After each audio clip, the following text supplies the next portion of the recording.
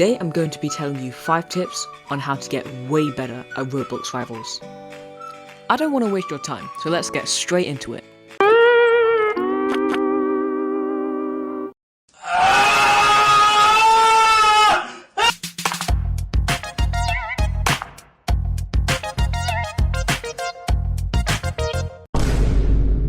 The first tip is in your settings. Now, I know most people have done this, but for those who haven't done it, it's an absolute game changer. All you have to do is go to settings and look for the option called camera shape. Turn it off and you will no longer have recoil effects on your camera. This makes it a lot easier to keep your aim steady while you're firing.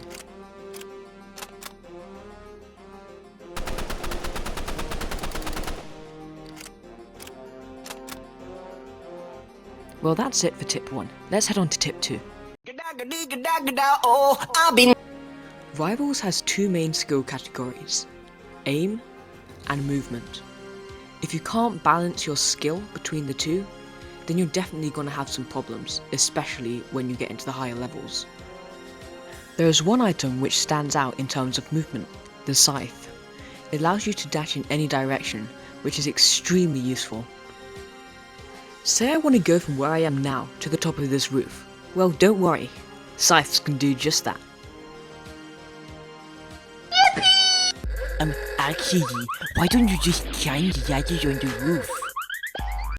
Nuh-uh. Climbing ladders leaves you vulnerable to being shot. Trust me, the amount of players on ladders I've killed is crazy.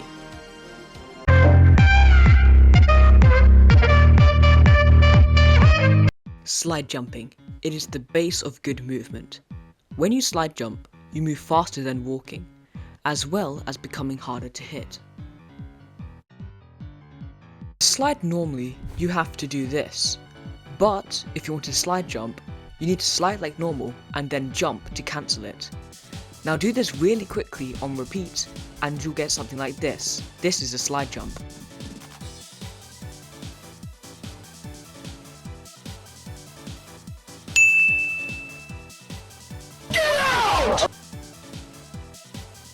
Slide jumping can be used for something else as well, ramp jumps. As you can see here, this is how we normally slide on a ramp. But if we slide jump on a ramp, we get launched high into the air. This can be useful for sniping enemies from roofs. If you are a PC player, remember, good movement is key. Other devices like mobile and console will have aim assist, not PC, so you'll have to use your good movement to outskill people using aim assist.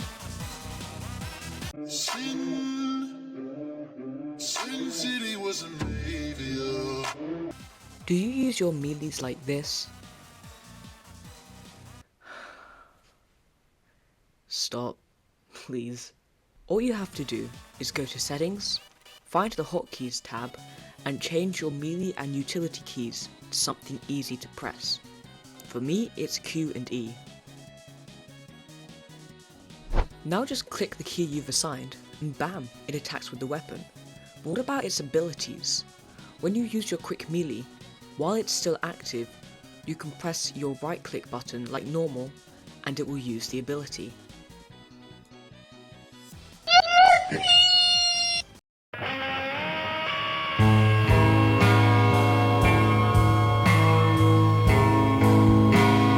Fast reloading.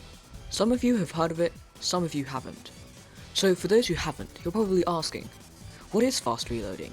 Well, let me explain. When you reload, there are 2 phases. The actual reload and the cooldown. If you interrupt the actual reload, it cancels the whole sequence and you have to start again. But if you interrupt the cooldown, the game still thinks you've reloaded your gun. How do you fast reload properly? When you reload, there is the ammunition symbol, which represents the actual reload, and there is the clock symbol, which represents the cooldown. As soon as the clock symbol appears, the reload is practically done.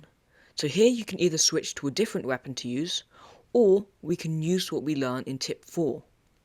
When the clock symbol appears, this is a great time to use our utility or melee. For instance, here I quick reload, and then use my quick melee to dash onto the roof.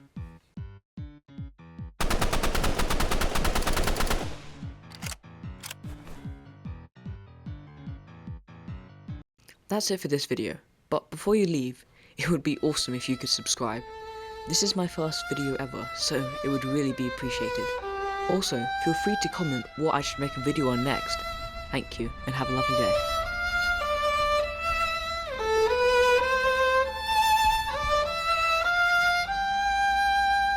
Блять! Трактор! Блять! Блять! Трактор!